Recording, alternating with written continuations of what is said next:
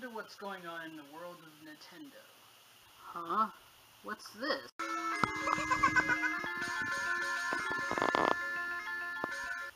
Majora's Mask 3D? I thought they were going to make a Wii U version instead.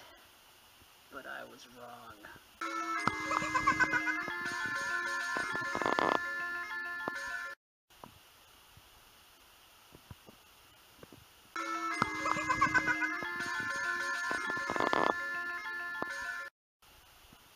Well, looks like someone should do a review on the original one.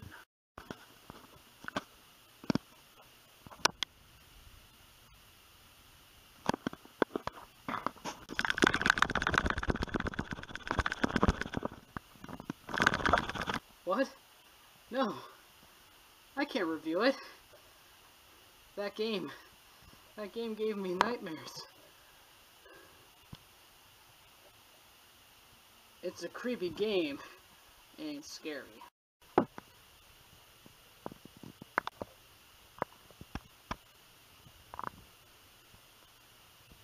No, not you, GameCube controller!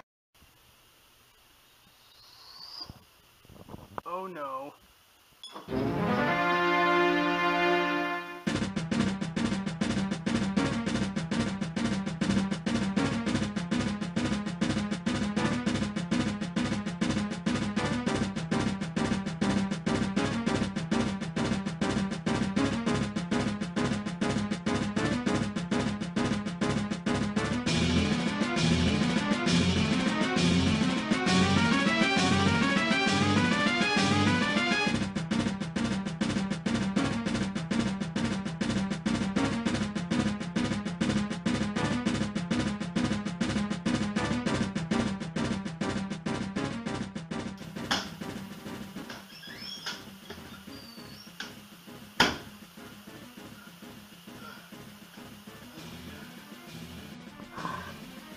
I think it's gone for now. But we should start the review. The game is a sequel to its precursor, Ocarina of Time, released in 2000 on the Nintendo 64. The story of the game is dark and depressing, well, if you're doing the side quests. And you have to stop the creepy moon from falling down and killing everyone. Well, enough with that, let's start with the story.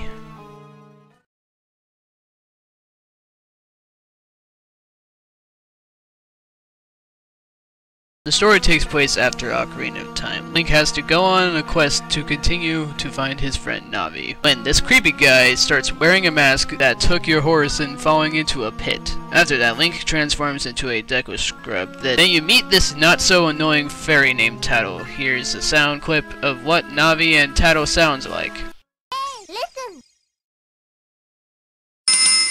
But Tattle doesn't talk that much than Navi.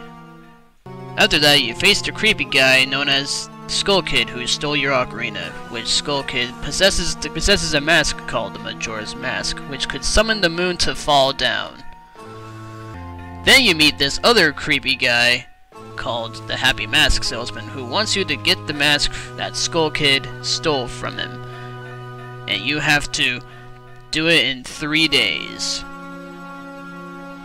Now you're in a town called Clock Town, but the world is called Termina.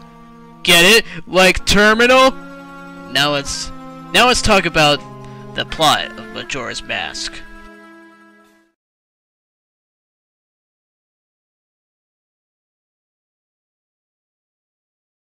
The plot of the game is surreal, because after defeating Skull Kid for the first time, he drops your ocarina, and then you get it back. Then you go back to the Happy Mask Salesman, which he thought you returned to the Majora's Mask. Then Tattle talks about where we need to find the Great Fairy. And Soda teaches you a song from the royal family. The people in the game are similar to Ocarina of Time. Here's a comparison.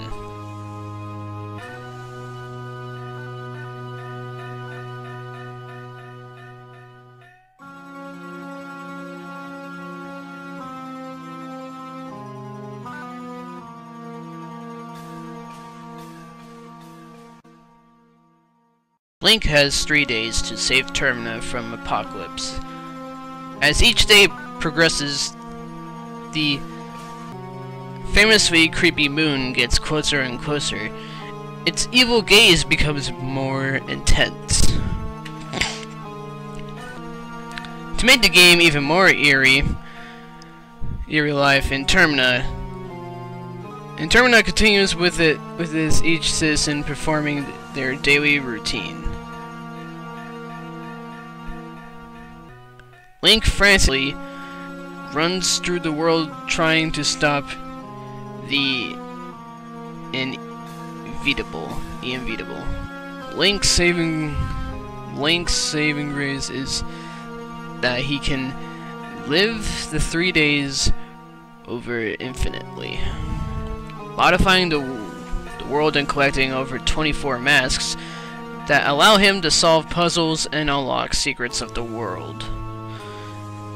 Majora's Mask is much more disturbing than its predecessor, Ocarina of Time. Clocks and the theme of time is present everywhere. A foreboding feeling of ending is also everywhere.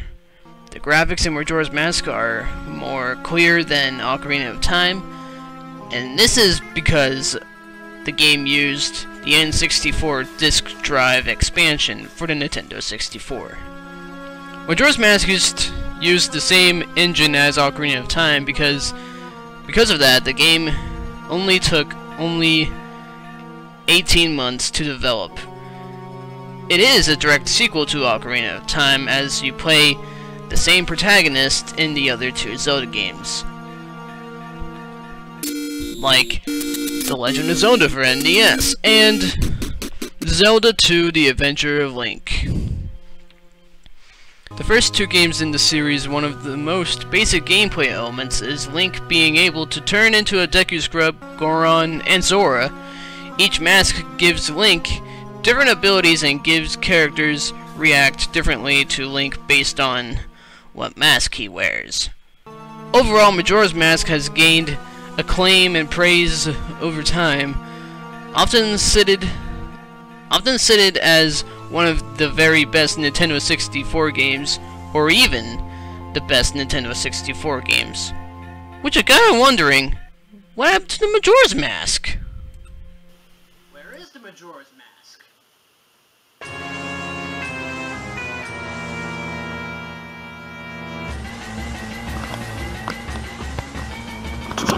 God.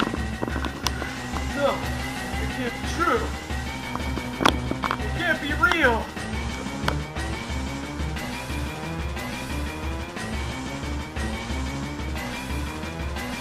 I gotta get out of here.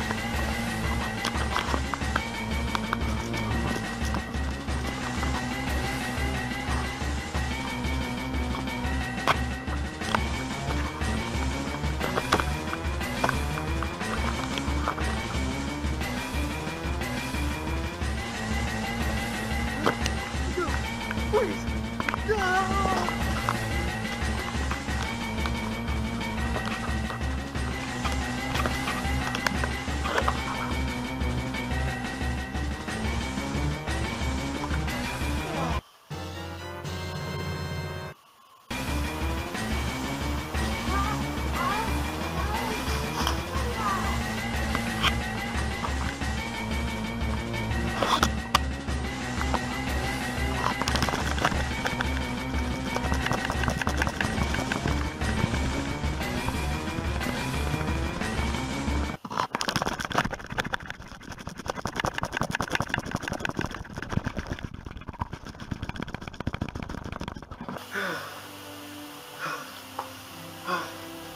Majora's Mask has been destroyed. And now the world has been saved.